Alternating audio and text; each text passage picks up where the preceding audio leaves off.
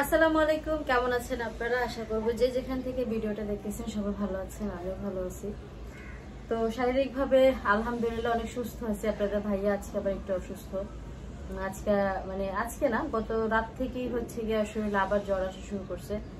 ওষুধ খাওয়াইছি, বাট ওষুধ খাওয়ার পর মনে হলো কি জ্বরটা আরো বাড়ছে এইরকম। তো এখন হচ্ছে ও একটু ওয়াশরুমে গেছে। তো ও ওয়াশরুম থেকে আসলে আপনাদের সাথে শেয়ার করবো না ওর এখন বর্তমান কন্ডিশন কি।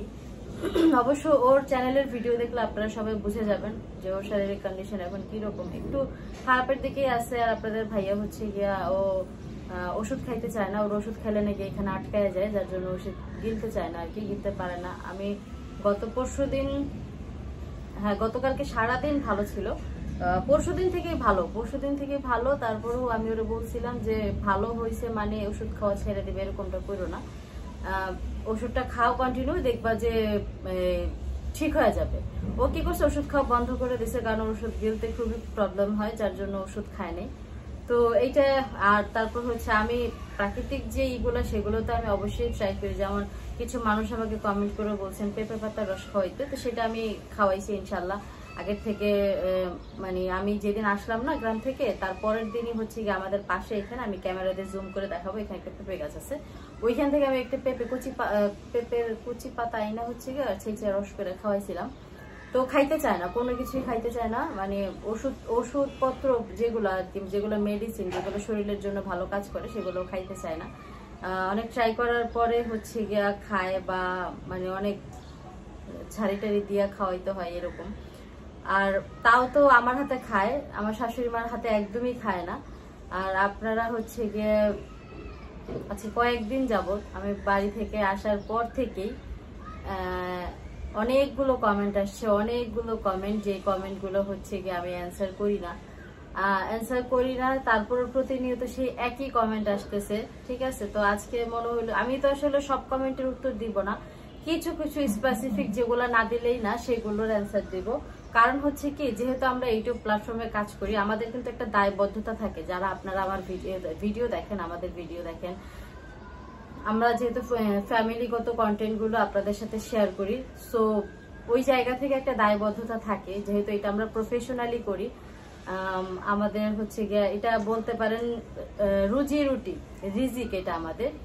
আমরা একটা ভিডিও বানাই আপনাদের কাছে প্রেজেন্ট করি, আপনারা ওইখান থেকে যে ফিডব্যাকটা দেন, ওইখান থেকে যে কয়টা টাকা আসে সেইটা দিয়ে কিন্তু আমাদের সংসার চলে।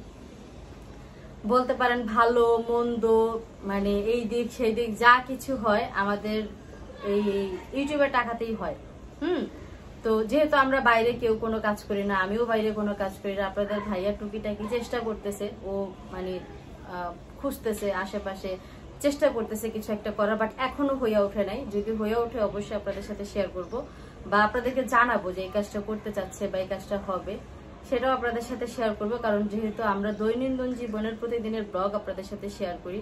আর এই যে জমির ব্যাপারটা, এই জমিটা যে কিনছি, সেটা নিয়ে অনেক কথা হয়েছে। জমি কিনা, কোথায় গেছিলাম সেটা নিয়ে অনেক কথা হয়েছে।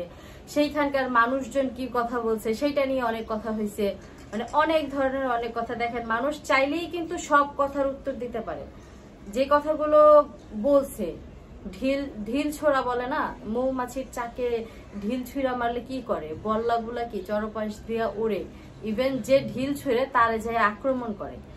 তো ওই আক্রমণের মন মানসিকতা এখন আমার ভিতরে নাই, ঠিক আছে। আক্রমণের যদি মন মানসিকতা থাকতো, তাহলে হচ্ছে গিয়া যেদিন ব্লগ আসছে, যেই দিন ওই ধরনের কথাবার্তা গুলো ছুঁড়া মারছে, তারপরের দিনই হয়তো বা ওইটা নিয়ে আমি আরো অনেক ধরনের কথা বলতে পারতাম। বাট ওই ধরনের কোনো ইন্টেনশন আমার ভিতরে নাই। তার কারণও আছে, খামাখাই যে দেই নেই এরকম কিন্তু না, তার অনেকগুলা কারণ আছে। স্পেসিফিক একটা কারণ বা দুইটা কারণ না, অনেকগুলা কারণ আছে। যে কারণগুলো যদি এখন আমি আপনার সাথে বিশ্লেষণ করতে যাই তাহলেও প্রবলেম হবে। সো এই কাজগুলাই আমি করব না, আমি এই কাজগুলো করতেও চাই না। কারণ আপনারা জানেন, সবাই জানেন, আমার স্পেসিফিক বইলা কিছু বুঝাইতে হবে এরকম না। আমার মনে হয় যারা আমাদের কন্টিনিউ ব্লগগুলো দেখেন তারা সবাই মোটামুটি জানেন যে এই বিষয়গুলো নিয়ে কথা বললে নেক্সট আবার কি হবে। আবার কিছু মানুষ এইভাবেও বলছেন পাঁচাটি, তারপর হচ্ছে গিয়া ভয় পাই। ভাই, ভয় পাওয়ার কিছু নাই। যারা ব্লগ ছাড়ছে তারাই বলছে তারা ভয় পায়, সো আমি কেন ভয় পাবো? আমার তো ভয় পাওয়ার কোনো রিজন নাই। লজ্জা পাই না, লজ্জা পাওয়ার কোনো রিজন নাই। লজ্জা কেন পাবো? একটা দায়িত্ববোধের জায়গা থেকে হয়েছে, সেটা ভালোভাবে নেওয়া হয় নাই, ফাইন, সমস্যা নাই, আমার কোনো প্রবলেম নাই। তো আর আমি এটা নিয়ে বেশি কথাও বাড়াই নাই, আর আমি বেশি কথা বাড়াইতেও চাই না। বেশি কথা বাড়াইতে গেলে অনেক ধরনের সমস্যা হবে। সো ওই সমস্যাগুলোর কেন্দ্রবিন্দু আমি হইতে চাই না, বা আমার জন্য কারোর প্রবলেম হবে। মানে একবার তো ভয় পাইয়া ঢাকা ছাড়ছে, পরের বার ভয় পাইয়া ওই দেশই না ছাইরা দেয়। সো আমি এগুলোর কারণ হইতে চাই না। একটা কারণ হইয়াই আমি ভুক্তভোগী। হ্যাঁ, আমি তো মানে ঢাকা ছাড়ার ভুক্তভোগী হয়ে গেছি। নেক্সট আবার যদি ওই জায়গাও ছাইরা যায়, তাতে আরো বড় মানে ক্রিমিনালের খাতায় নাম লেখা হয়ে যাবে। আমার তো ওইটা হচ্ছে গিয়ে আমি চাচ্ছি না কোনোভাবে কোনো কিছু হোক, বা আমার জন্য কোনো কিছু হোক, সেটা আমি চাই না। আমি শুধু এতটুকু চাই যে যার জায়গায় ভালো থাকুক, সবাই সবার জায়গাতে ভালো থাকুক। ভালো কারণ হচ্ছে আমি কারোর সাথেও না, কারোর পাচেও না, আমি কারোরটা খাইও না, আমি কারোরটা পড়িও না। আমি খাই আমার হাজবেন্ডেরটা, আমি পড়িও আমার হাজবেন্ডেরটা। আমাকে যদি কেউ কোনো কথা শোনায়, সেটা আমার হাজবেন্ড শোনাবে, তা সে শোনাইলে আমি শুনবো। হ্যাঁ, বাইরের কেউ শোনাইলে আমি শুনবো না। আর মানে এই টপিক গুলা নিয়ে আমার আসলে কথা বলার কোনো ইচ্ছে ছিল। আমি চাইলে অনেক কথা বলতে পারি, অনেক কথা বলতে পারি, কিন্তু এইগুলা নিয়ে আমি কোনো কথা বলবো না। এগুলা নিয়ে কথা বললে অনেক অনেক অনেক অনেক অনেক কথা আসবে, আর যেই কথাগুলোর কারণে আমি আরো বড় ভিলেন হয়ে যাব। মানে আমি আরো এমনিতেই তো মনে করেন যে সবাই হচ্ছে গিয়ে সবকিছুর জন্য আমাকেই কালপ্রিট মনে করে, যে আমি এইটা করাই, আমি ওইটা করাই। ভাই আমি কিভাবে কালপ্রিট? আমি ভাইঙ্গাও বলবো না, কারণ ভাইঙ্গা বলতে গেলেও সমস্যা। ঠিক আছে, আমি ভাইঙ্গাও কিছু বলবো না। আমাদের সামনে একটা খুশি আসতেছে, আমি সেই খুশিটার উপভোগ করতে চাই। শুধুমাত্র মানে উপভোগ করাটা থেকে যেন আমি বঞ্চিত না হই। মানে আমার পার্সোনাল যদি কোনো রিজন থাকে যে আমি কেন বলতেছি না, আমি একটা খুশি উপভোগ করতে চাই। সেই খুশি থেকে যেন আমি বঞ্চিত না হই, বা আমার কাছের মানুষ, আমার রক্ত যাতে বঞ্চিত না হয়, সেই জন্য হচ্ছে গিয়ে আমি কোনো কিছু বলি না, বা আমি কোনো কিছু বলবো না। ঠিক আছে, আমি আমার সারাফাত শারিফাকে কত পরিমাণ ভালোবাসি, এইটা সারাফাত শারিফা জানে, সারাফাত শারিফার মা জানে, ওর বাবা জানে, আমার মাও জানে। ঠিক আছে, সুতরাং এই ভালোবাসাগুলো থেকে যেন আমার রক্ত কখনো বঞ্চিত না হয়। আমার রক্ত, একটা আমাদের গ্রামের একটা প্রবাদ আছে, মা মেয়ে ভিন জাত, ফুবু ভাতিজি এক জাত, বুঝছেন? তো এই কথাটা এই জন্য কি জন্য বলছে, আমার মনে হয় মানে যারা অল্প কথায় বুঝেন তারা বুঝে গেছেন। ঠিক আছে, আমি আমার রক্তকে খুব ভালোবাসি, আমার ভাস্তা ভাস্তিদের খুব ভালোবাসি। আমার ভালোবাসা থেকে যেন আমার রক্ত বঞ্চিত না হয়, সেই জন্য আমি কিছু বলবো না। বা ওরে দেখার থেকে যেন আমি বঞ্চিত না হই, সেজন্য আমি কোনো কিছু বলবো না, কখনোই বলবো না। আজও বলি নাই, ইন ফিউচারও কখনো বলবো না।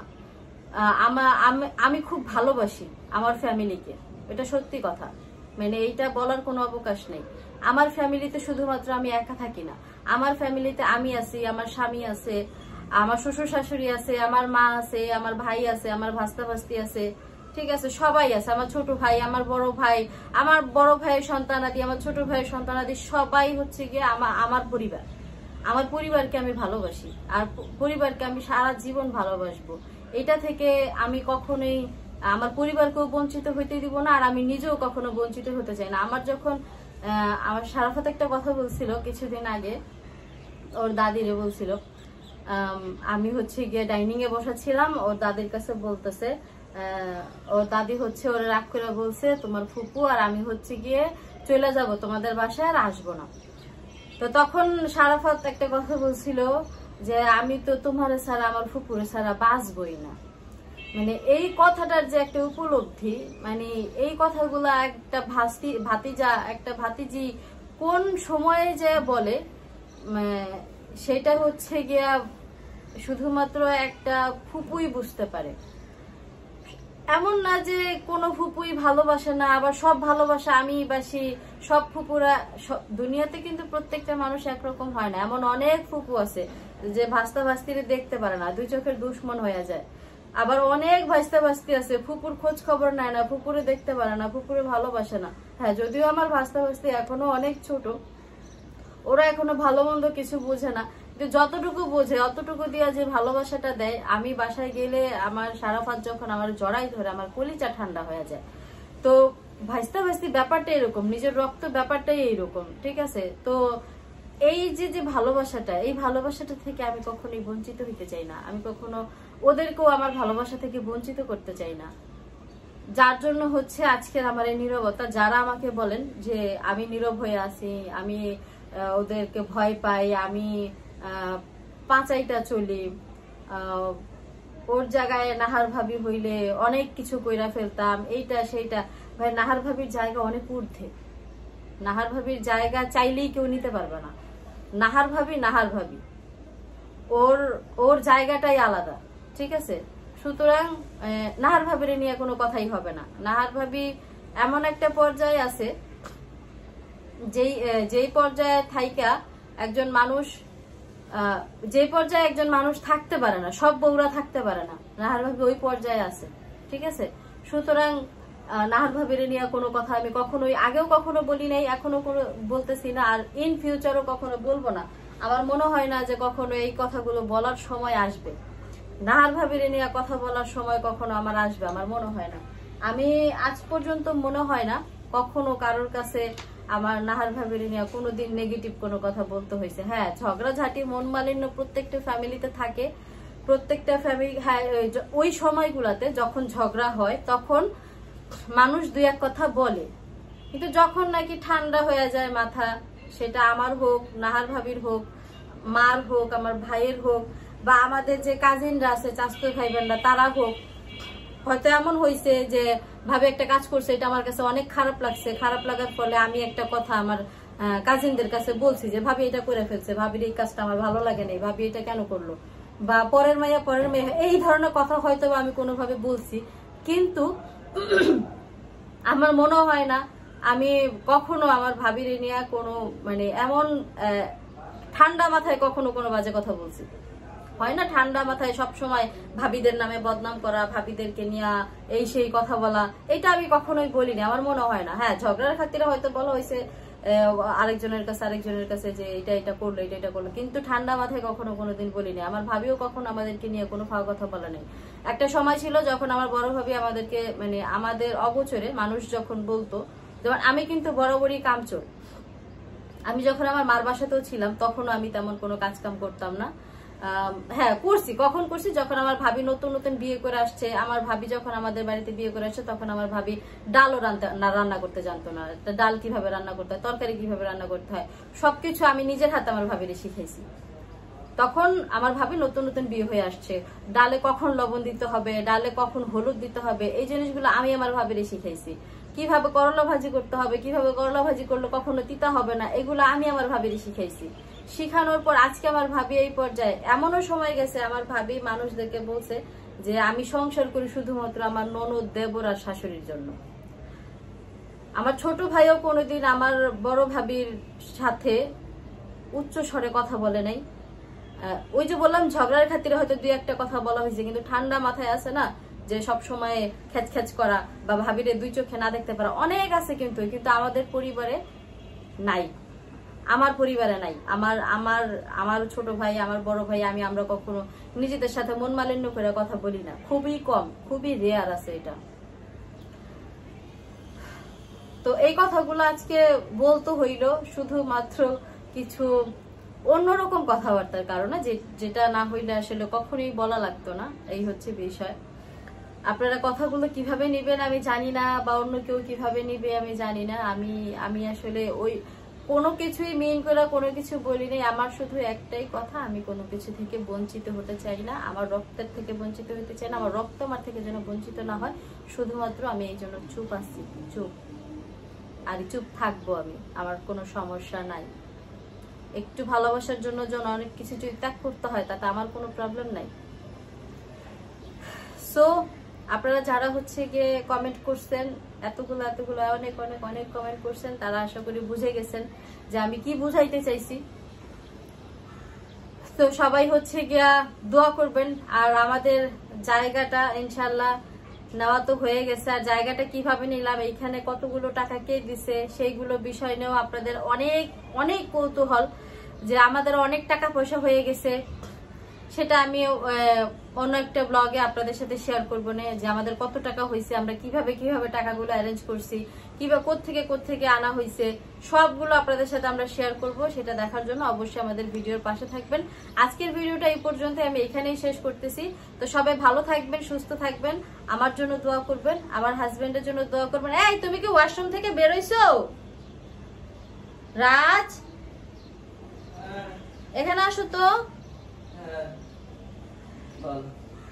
আসো আসো, এখানে আসো। আরে বেচারা, এই দেখেন আপনাদের ভাইয়া এত সুস্থ বেচারা, মানে একটু আগে খাওয়া দাওয়া করে ওষুধ খাওয়াইছি, সে ওয়াশরুমে গেছিল, ওয়াশরুম থেকে বেরো মানে ডাইনিং এ বসেছিল, মানে ওর ভালো লাগতেছে না, ওর শরীর খুবই অসুস্থ। সবাই দোয়া করবেন আমার বরটার জন্য, আরে কত অসুস্থ। সবাই দোয়া করবেন ওর জন্য যেন সুস্থ হয়ে যায়। আর ডাক্তারের কাছে যাইতে চায় না, এটার জন্য কিছু বলবেন যে কেন ডাক্তারের কাছে যাইতে চায় না, ঠিক আছে? আর ওষুধ তো খাইতেই চায় না, ওষুধ বলো আর এই জায়গায় বাইজা থাকে, গলা আটকে যায়, এই জায়গায় বলো ওষুধ বাইজা যায়। যাই হোক, মা তো আরো করে ফোন দিছে। যাই হোক, সবাই ভালো থাকবেন, সুস্থ থাকবেন, আল্লাহ হাফেজ। আর এই যে বাচ্চাটার জন্য দোয়া করবেন। আল্লাহ হাফেজ বলো।